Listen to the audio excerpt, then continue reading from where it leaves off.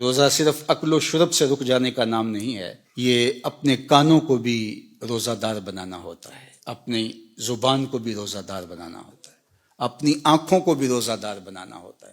تمہارا ایک ایک عمل، تمہارا ایک ایک رویہ، تمہاری ایک ایک حرکت، تمہاری ایک ایک سکنت روزے سے ہو جائے تو یہ پورا جسم سر سے لے کر پاؤں تک جب روزہ دار ہوگا تو پھر وہی روزہ ہے جس کے بارے میں فرمایا گیا ان اللہ و ملائکتہ یصلون علی المتسحرین۔ سنو اگر روزہ ہو تو پھر اس کا جمال کیا ہے، اس کا پروٹوکول کیا ہے۔ فرمایا اللہ روزہ رکھنے کے لیے جو سحری کرنے بیٹھتے ہیں ان پہ رحمتوں کا نزول فرماتا ہے کہ یہ بندہ اب روزہ رکھنے لگا ہے، اب اس کی آنکھ نہیں بھٹکے گی، اب اس کا خیال نہیں بہکے گا، اب اس کی سوچوں میں آوارگی نہیں آئے گی، اب اس کی زبان جھوٹ نہیں بول سکتی، یہ غیبت نہیں کر سکتی، یہ کسی کا برا نہیں سوچ سکتا، اس کے اٹھنے والے قدم خیر کی طرف ہی جائیں گے اور اس کے اٹھنے والے ہاتھ ظلم جبر اور جور سے باز رہیں گے۔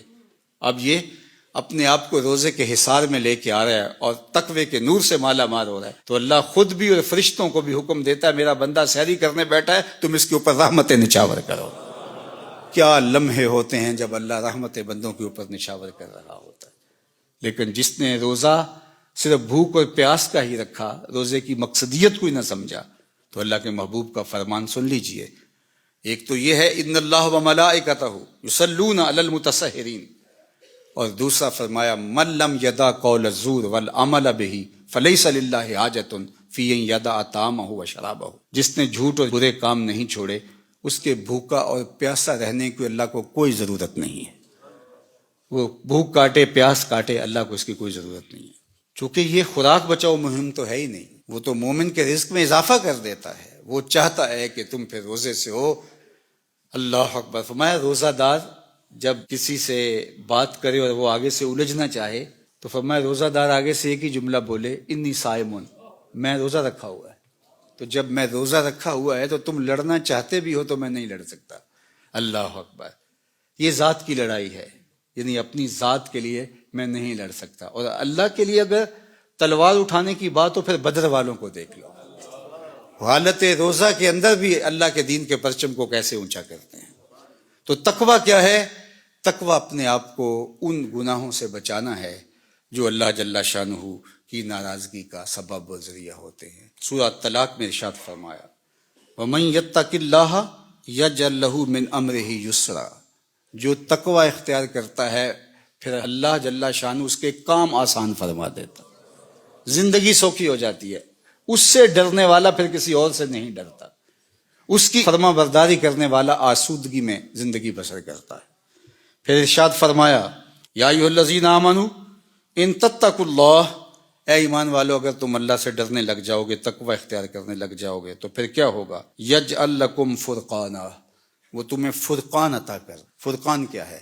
حق و باطل میں تمیز کرنے کی صلاحیت نصیب ہو جانا، اچھائی برائی میں نکھیڑا کرنے کی صلاحیت کا مل جانا۔